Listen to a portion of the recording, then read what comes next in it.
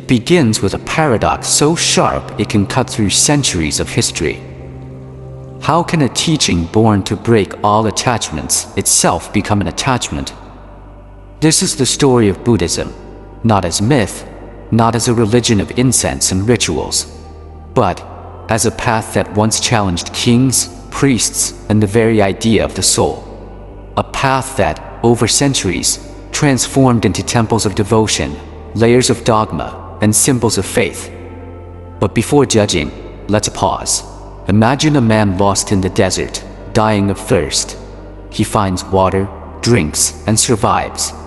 Later, instead of moving on, he worships the well itself. The water was meant to save him, not to bind him. Yet he builds walls around it, forbids others to drink freely, and proclaims, "This well alone is truth." This is not just a fable. It mirrors what often happens when a radical path of freedom turns into an institution of belief. 2.5 millennia ago, Siddhartha Gautama, the Buddha, spoke of liberation from suffering. He was no god, no prophet claiming divine authority. He was a man who saw through the illusions of craving, fear, and ego. His teaching was not "believe me," but "see for yourself." Yet as centuries passed, the Dharma spread across kingdoms, languages, and cultures. In that journey, something subtle and profound happened. Liberation was reframed as salvation. Meditation became prayer, and wisdom was wrapped in rituals. The path that rejected authority became a religion that many followed with blind faith. This paradox is not unique to Buddhism. History is full of revolutions that hardened into empires, teachings that became dogmas, and ideas born to liberate that ended as chains. But with Buddhism, the paradox cuts deeper, because its very essence is liberation. The question then is haunting. When liberation itself becomes tradition, is it still liberation? To understand this tension, we must travel back, not only to India of the 5th century BCE, but to the hearts of ordinary people who heard the Buddha's voice. Imagine a world where gods ruled every detail of life, where priests held power through sacrifice and ritual, where fate was believed to be locked by birth and caste. Into this world stepped a prince who renounced his palace, who spoke of no gods, no caste, no eternal soul. To a farmer, to a potter, to a servant crushed by hierarchy, these words were thunder. Liberation was not about afterlife rewards, but about freedom here and now, from greed, hatred, and ignorance. It was revolutionary, and revolutions, once they spread, must adapt or be absorbed. Like a river branching into many streams, the Buddha's teaching flowed across lands and centuries. Each culture, each kingdom, each age added its own colors, symbols, and structures. Monks became mediators between people and the teaching. Temples became centers of power. Relics became objects of devotion. Slowly, the radical cry of "be a lamp unto yourself" softened into chants, ceremonies, and unquestioned traditions. And yet, the paradox deepens. Without this transformation, Buddhism might have vanished like countless other radical movements. Perhaps only by becoming a religion could it survive, carrying at least fragments of its original fire into future generations. So here lies the knot. What preserves wisdom may also distort it. What keeps a teaching alive may also hide its essence. This paradox is not merely history. It is alive in every practitioner today. Do we meditate to see reality, or to conform to tradition? Do we follow the Buddha's words or the comfort of rituals? Are we seekers or believers? If we peel back the layers of history, we find that the paradox of liberation is not an accident. It is almost inevitable. Every idea that shakes the foundations of society eventually faces the same dilemma: how to survive without betraying itself. Consider fire. Left untamed, it burns fiercely, destroys boundaries, and illuminates everything around it. But to preserve it, People build a hearth, confine it within stone and clay. The fire still burns, but its wildness is gone. In the same way, the Buddha's radical insight, freedom from attachment, had to be placed inside rituals, institutions, and stories to be carried across centuries. Let's step into the 3rd century BCE. Emperor Ashoka of India, once a ruthless conqueror, embraced Buddhism. After witnessing the horror of war, he sent missionaries as far as Sri Lanka, Afghanistan, even the Mediterranean. This was a turning point. A teaching born under trees and in small gatherings now entered palaces, courts, and international diplomacy. Ashoka carved edicts of compassion and tolerance on stone pillars, monuments that still stand today. But here is the irony. The Dharma of no self and no attachment became royal policy, linked with empire and power. Ashoka's support ensured Buddhism's survival, but it also changed its nature. To appeal to masses, the Dharma was simplified. To align with rulers, it was institutionalized. The wild forest path became a paved road through kingdoms. Centuries later, as Buddhism traveled east, it absorbed the cultures it entered. In China, it met Taoism and Confucianism, taking on flavors of yin-yang balance and ancestor reverence.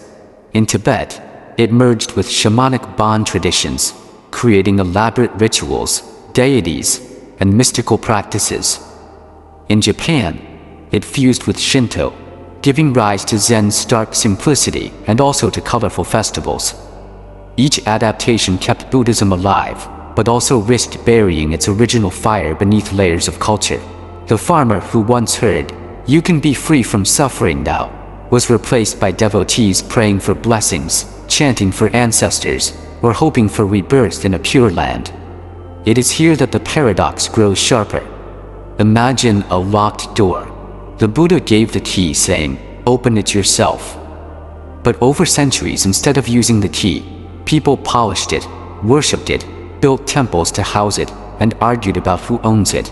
The door remained closed, and yet, we must be careful not to judge too quickly. For even in ritual, there can be wisdom. A grandmother lighting incense may not analyze emptiness, but in her devotion lies humility, gratitude, and the softening of ego.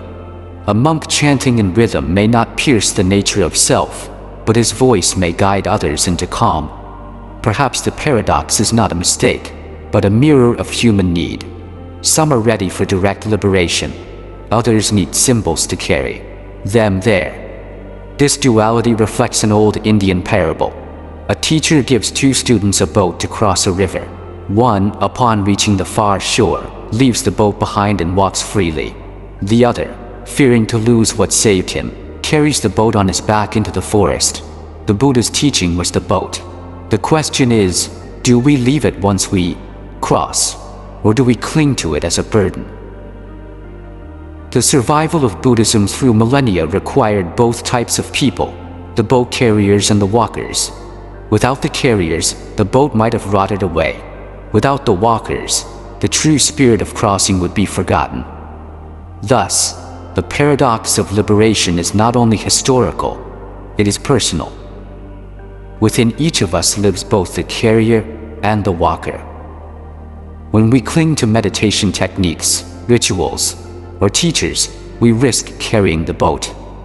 When we abandon all structure too soon, we may drown in confusion.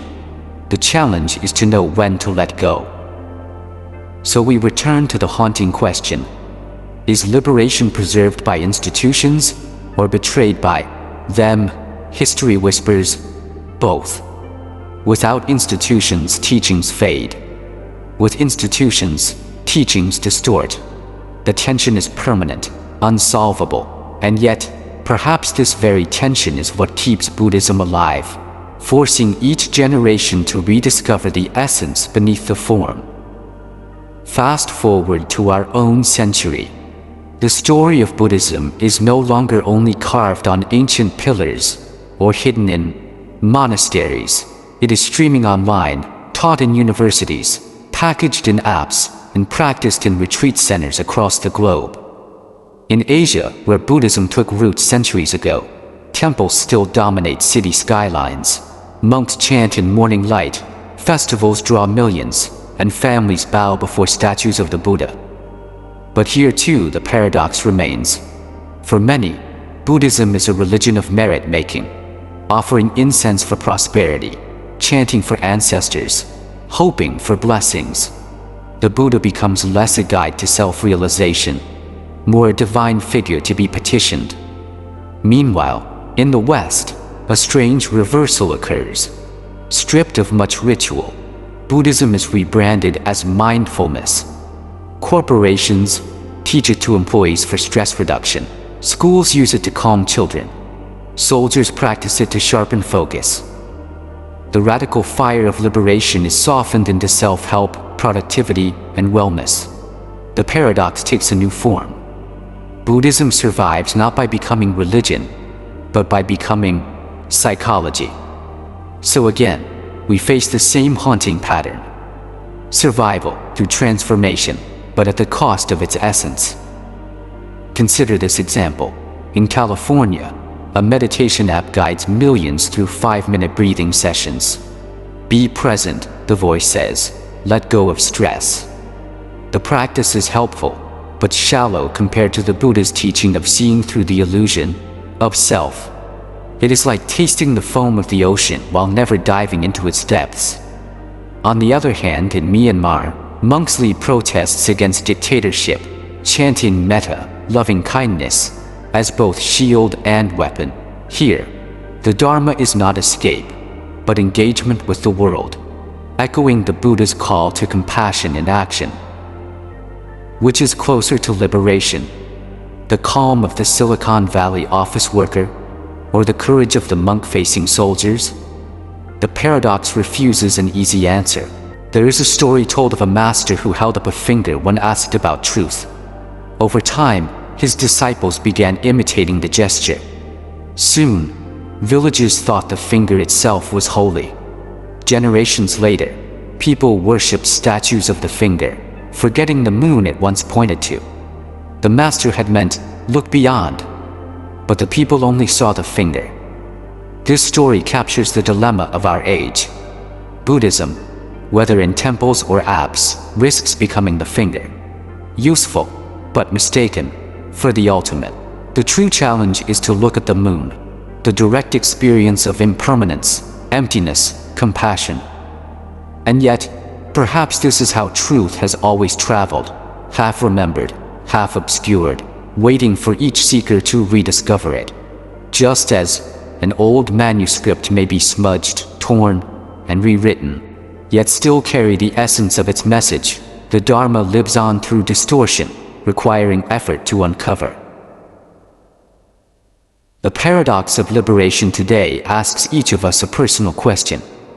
Do we want comfort or awakening?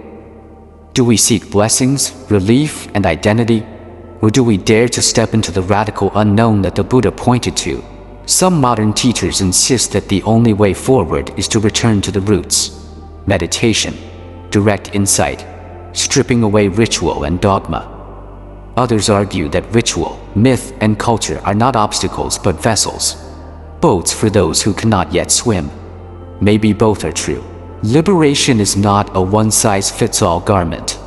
For some, chanting brings peace. For others, philosophy brings clarity. For yet others, silence and meditation brings awakening. The Buddha never gave one rigid path. He gave many medicines, saying, like a physician, I prescribe according to illness. But here lies the danger. We may confuse the medicine with the cure. We may cling to practices without ever tasting freedom. We may love the form, forget the essence. And this is why the paradox of liberation is not just history, not just culture. It is the struggle inside every practitioner in every age. So where does this leave us? Is Buddhism a religion of rituals or a path of liberation? Is it prayer or practice? Is it devotion or awakening? The truth is, it is all of these, and none of them. The paradox of liberation is not a mistake in history. It is the natural rhythm of human spirituality. Teachings arise, burn bright, inspire freedom. Then they take form, solidify, become institutions. The institutions preserve the teachings but also obscure them. Then, seekers arise again, stripping away the forms, returning to the essence, until once more the cycle repeats. It is the dance of forgetting and remembering. There is an old Zen parable. A monk asked his master, "What is the essence of Buddhism?" The master replied, "A single empty bowl." Confused, the monk stared at the bowl. He thought it meant simplicity, or discipline, or poverty. He built shrines with bowls, polished them daily, wrote poems about their emptiness. Years passed. One day in frustration, he dropped the bowl, and it shattered. In that instant, he understood. The bowl was never the teaching. The bowl was only the form. The shattering was liberation. This is the paradox in its purest shape. Forms are necessary, yet must be broken. The temple is needed, but so is the courage to leave it. The chant may calm the mind, but silence must follow. Even the Buddha's words must be abandoned, as he himself said, "My teaching is like a raft. Once you cross the river, you do not carry the raft on your back." Today, the question is personal. When we light incense, do we remember to breathe deeply? When we chant, do we listen to the silence between sounds? When we meditate, do we seek peace? Or do we dare to see the raw impermanence of every thought? The paradox of liberation whispers, the choice is always ours. And maybe this is the greatest secret. Liberation cannot be handed down, only rediscovered. No amount of history, culture, or ritual can replace the moment when a human being looks directly at their own mind and sees through illusion. So let us end where we began, with the image of a man lost in the desert. He finds water, he drinks, he lives. If he worships the well, he may preserve it for future generations. If he leaves it, he may walk freely into the horizon. Both are needed. But the greatest mistake is to forget the water itself. Buddhism is not the temples, the statues, the chants, or the rituals. Buddhism is the taste of water, freedom from greed, hatred, and ignorance. And so the paradox remains, preserved through form, but only alive through experience. The story of Buddhism is not finished. It is alive in you, in me, in everyone who dares to ask, am I carrying the boat or crossing the river? Buddhism began as a radical path of liberation, not a religion of rituals. Yet over centuries, what was once a teaching of freedom transformed into temples, prayers, and traditions. Is this a betrayal, or the very reason Buddhism survived? In this video, we explore the paradox of liberation, how a teaching that rejects attachment became a religion of devotion, from the time of the Buddha in ancient India, through Emperor Ashoka's empire, across China, Tibet, and Japan, to modern mindfulness in the West. This story is as much about history as it is about our own lives today.